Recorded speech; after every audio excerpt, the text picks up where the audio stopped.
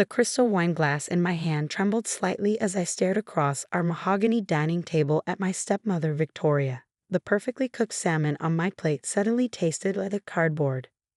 "You did what?" I asked, my voice barely above a whisper. Victoria dabbed at her lips with a linen napkin, her red lipstick leaving a perfect mark. "Really, Charlotte, don't be dramatic. La Maison was dragging down the family's portfolio. I found buyers who'll probably turn it into one of those trendy fusion places." She waved her hand dismissively. "They're paying well above market value." My name is Charlotte Durant, and at 28, I was watching my stepmother of 3 years casually destroy my mother's legacy. La Maison wasn't just a restaurant, it was my childhood, my heritage, and the last real connection I had to my mother who had passed away 5 years ago.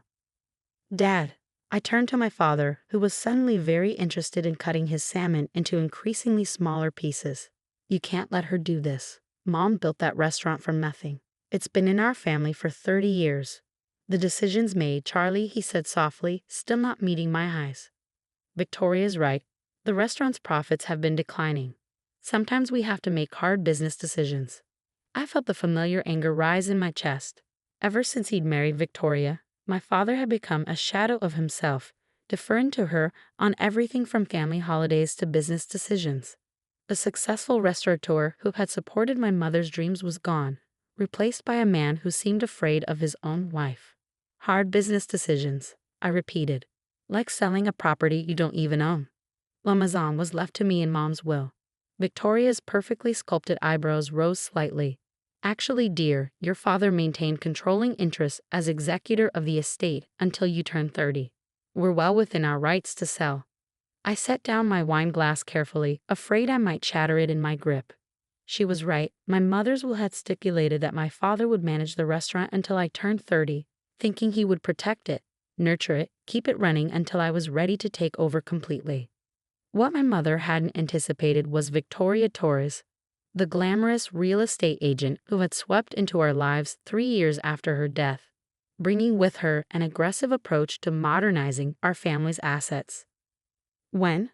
I asked, proud of how steady my voice remained. "The new owners take possession next Friday," Victoria replied, taking a delicate sip of her wine. "They're paying cash, so the closing is expedited. I'll need you to handle the staff notifications and inventory clearance." Of course she would. Victoria always managed to delegate the unpleasant tasks to me, all while maintaining her image as the efficient, business-savvy stepmother who was just looking out for the family's interests. I pushed back my chair and stood up. "If you'll excuse me, I've lost my appetite." "Charlotte."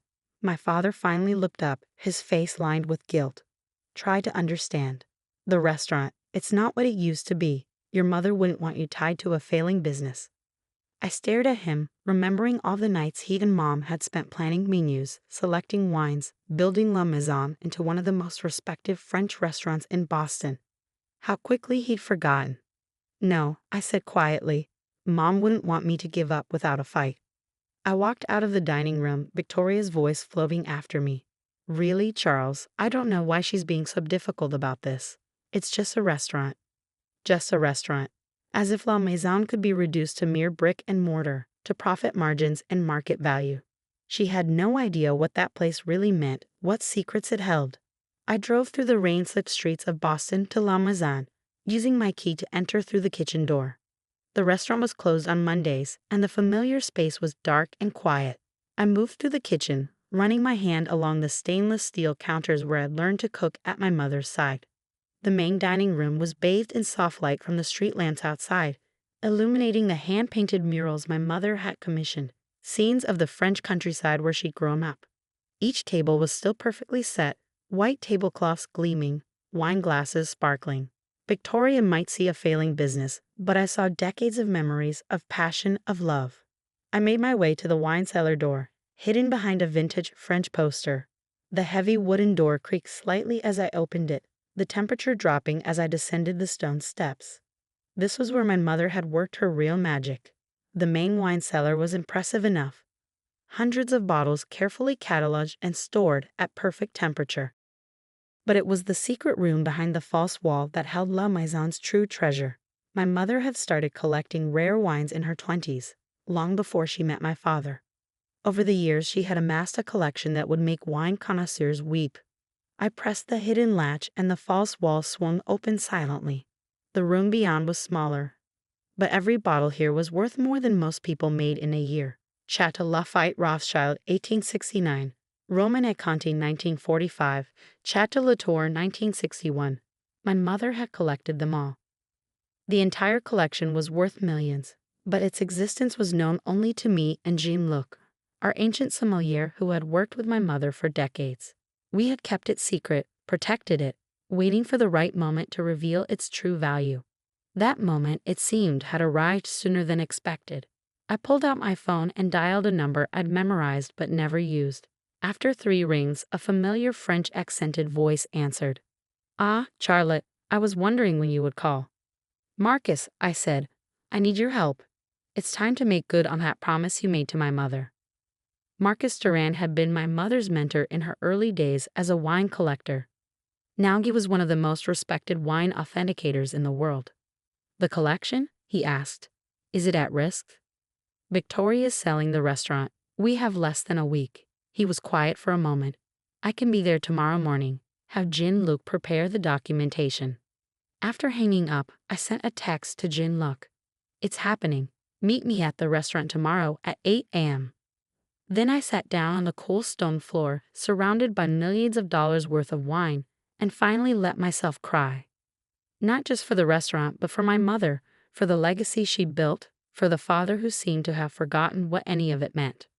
My phone buzzed. A text from my best friend and La Maison's head chef. "Sophie, just heard from the staff. That witch is really selling us out." "Not if I can help it," I replied. "Meeting tomorrow at 8 a.m. We're activating Plan B." Sophie and I had been preparing for something like this ever since Victoria had started making noise about streamlining the family's assets. We had backups of all the restaurant's records, copies of my mother's original recipes, and most importantly, a list of loyal customers who would be very interested to learn about Victoria's plans. I stood up, brushing off my pants and taking one last look at the hidden wine room. My mother had always said that timing was everything, in cooking, in wine, in life. Victoria thought she was selling a failing restaurant. She had no idea she was about to uncork a vintage scandal. The next morning, La Maison's kitchen was alive with tension. Sophie stood at her usual place by the stove, but instead of preparing for service, she was reviewing documents with Jean-Luc. Marcus had arrived from New York, his expert's eye already gleaming at the prospect of examining the collection.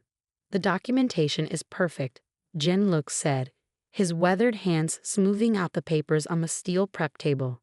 "Your mother kept records of every purchase, every authentication. The provenance is undeniable." Marcus nodded, adjusting his wire-rimmed glasses. "And you've maintained perfect temperature control?" "The humidity levels." "Exactly as Madame Durand specified," Jean-Luc replied.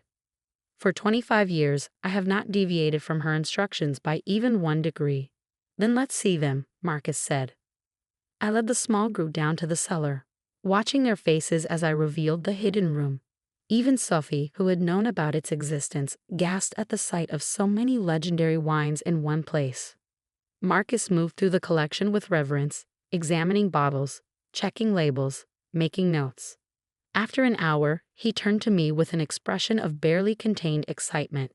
"Charlotte, this is extraordinary. The 1869 Lafayette alone would fetch over $230,000 at auction. The entire collection." He paused, making some quick calculations.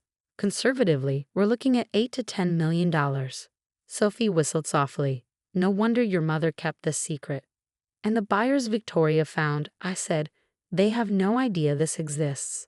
"Impossible," Jean-Luc scoffed. "The false wall does not appear in any building plans. Only those Madame trusted knew of its existence." I smiled grimly. "Perfect. Sophie, is everyone here?" She nodded. "The whole staff is waiting upstairs. They're scared, Charlotte. This place is their home too." We gathered in the main dining room. The servers, line cooks, dishwashers, everyone who had helped make La Maison special. Many had worked here for decades, hired by my mother when the restaurant was just starting out. "I know you're worried," I began, looking at their familiar faces. "But I promise you, La Maison isn't going anywhere. Victoria thinks she's selling a struggling restaurant. What she doesn't know is that we're about to make her an offer she can't legally refuse. I explained the plan, watching hope replace fear in their eyes. By the time I finished, there was a new energy in the room, a sense of purpose. "What do you need us to do?" Maria, our longest-serving server, asked. "For now, business as usual, but be ready. When this breaks, it's going to get complicated." The next few days were a blur of preparation. Marcus worked with an art security firm to document and value every bottle. Jean-Luc compiled years of temperature and humidity logs. Sophie coordinated with our suppliers and regular customers, ensuring everyone was prepared for what was coming. The night before the sale was set to close, I sat in my mother's old office, looking at her photograph on the wall. She was standing in front of La Maison on opening night, young and beautiful and full of dreams. My phone buzzed. Victoria calling for the third time that day. I let it go to voicemail, already knowing what she wanted. She'd been trying to get me to sign some last-minute paperwork, probably trying to legally protect herself. The next morning, I arrived at the restaurant early. Victoria was already there with the buyers, a pair of sleek entrepreneurs in expensive suits who looked like they'd never worked in a kitchen in their lives. "Charlotte," Victoria said with fake warmth. "Good you're here. We just need your signature on a few things before we finish up." I smiled, setting my briefcase on one of the dining tables. "Actually, I have something you all need to see first." The buyers looked confused as Marcus and Jean-Luc entered, carrying stacks of documentation. Victoria's smile faltered slightly. "What's this about?" "We have a closing scheduled." "Yes," I cut her off. "About that. Did you disclose the wine cellar in the sale documents?" She waved dismissively. "Of course. The wine inventory is included." "Not that wine cellar," I said quietly. "The other one." The color drained from her face as I led everyone downstairs. The buyers' expressions changed from annoyance to amazement as the hidden room was revealed. Marcus began his presentation, discussing the value and rarity of each bottle. "This collection," he concluded, "represents one of the finest private wine collections in the world. Its total value exceeds $9 million. Victoria's perfectly manicured hands were shaking. "This is ridiculous." Charles never mentioned. "Because he didn't know," I said. "Mom kept this separate from the family assets. It belongs solely to me, as specified in a separate trust document." I pulled out the paperwork my mother's lawyer had helped me locate. "If you sell La Maison, you're also liable for the value of this collection, which was never included in the sale price." The buyers were already backing away, realizing the deal was about to get much more complicated. Victoria's face had turned an interesting shade of red. "You planned this," she hissed. "You let me arrange this sale knowing you had no right to sell my mother's restaurant in the first place?" I finished. "Yes, I did. Just like you planned to sell this place out from under me before I turned 30. My father chose that moment to appear at the cellar entrance, his face a mix of shock and something else. Was it pride? "Charlie," he said softly, "the collection, your mother never told me." "She wanted to protect it," I replied. "She wanted to make sure I would always have a choice about my future, that I couldn't be forced to give up her dream." Victoria turned to him, ready to launch into one of her manipulative speeches, but he held up his hand. "No, Victoria. Enough." He looked around the cellar, then at me, really seeing me for the first time in years. "The sale is off. La Maison stays in the family, just like Catherine wanted." The next few weeks were a whirlwind of change. Victoria moved out, unable to face the embarrassment of her failed scheme. My father, as if waking from a long sleep, began spending time at the restaurant again, rekindling his love for the business he and my mother had built together. La Maison's wine collection, now properly valued and insured, became the talk of the culinary world. Wine enthusiasts and collectors began making reservations months in advance, hoping to sample rare vintages that we carefully released from the collection. One evening, as I sat at the bar after closing, Sophie brought out a bottle from the secret cellar, a 1982 Bordeaux that had been my mother's favorite. "Your mom would be proud," she said, pouring 2 glasses, "not just of saving the restaurant, but of how you did it. You protected her legacy while creating your own."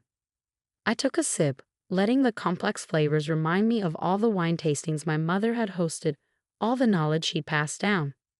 "You know what's funny?" I said. Victoria thought she was so clever, trying to sell a failing restaurant. She never understood that the real value of this place isn't in the building or even in the wine. It's in the memories, the passion, the love that goes into every meal and every bottle we serve. My father joined us, looking more like his old self than he had in years. Your mother used to say that a great restaurant was like a great wine. It gets better with age, but only if you respect its history while allowing it to evolve.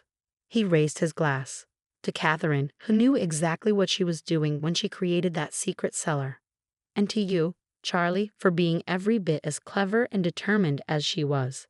As we toasted, I looked around at the restaurant, at the staff cleaning up, at the paintings on the walls, at the warmth and character that no trendy fusion place could ever replicate.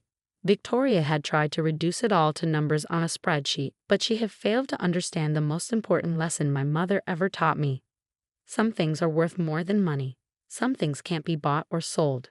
Some things, like love and legacy and the perfect glass of wine, only grow more valuable with time. La Maison didn't just survive, it thrived. We maintained our traditional French cuisine while carefully innovating, just as my mother would have wanted.